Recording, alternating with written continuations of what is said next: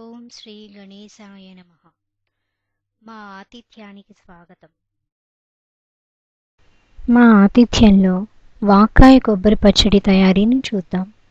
కావలసినవి: పచ్చి కొబ్బరి ముక్కలు 1 కప్పు, వాక్కాయలు 1/2 కప్పు, పచ్చిమిర్చి 5 లేక 6, ఉప్పు తగినంత, నూనె పోపు కోసం 3 స్పూన్లు, పసుపు 1 టీ స్పూను, కరివేపాకు కొత్తిమీర 2 రెమ్మలు, పోపు దినుసులు 1/4 కప్పు, ఇంగువ 1 టీ స్పూను. తయారీ పద్ధతి: ఈ వాక్కాయలు లేక కలింకాయలు అనేవి సీజన్ని బట్టి దొరికేవి కాబట్టి దొరికినప్పుడు తప్పకుండా చేసుకుంటూ ఉంటే ఏ ఋతువుకి తగ్గ ఆహారాన్ని మనం ఆ ఋతువులో తీసుకున్నట్టుగా ఉంటుంది. ఈ వాక్కాయలు చూడటానికి చెర్రీలాగా చక్కగా ఎర్రగా ఉన్నా ఇవి చాలా పుల్లగా ఉంటాయి.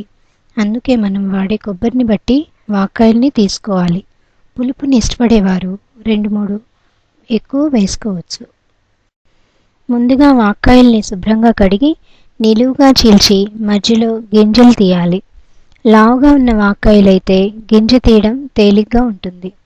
తర్వాత మిక్సీ జార్లో కొబ్బరి ముక్కలు, గింజ తీసిన వాక్కాయలు, పచ్చిమిర్చి, పసుపు, కొత్తిమీర వేసి మెత్తగా రుబ్బుకోవాలి. మధ్య మధ్య కావాలంటే కాసిన నీళ్లు పోసుకుంటూ రుబ్బుకోవాలి. ఇలా మెత్తగా రుబ్బిన దానిలో తగినంత ఉప్పు వేసుకోవాలి. దాన్ని బాగా పచ్చళ్ళు కలిసేలా కలుపుకోవాలి. తర్వాత చిన్న బాండీ పెట్టి పోపు కోసం నూనె వేయాలి. అది వేడెక్కాక శనగపప్పు, మినపప్పు, ఆవాలు, జీలకర్ర, ఎండుమిర్చి ఇలా పోపు సామాన్ని వేసుకోవాలి. పోపు దినుసులు ఎర్రగా అయ్యాక దానిలో ఇంగువ వేసి బాగా కలపాలి.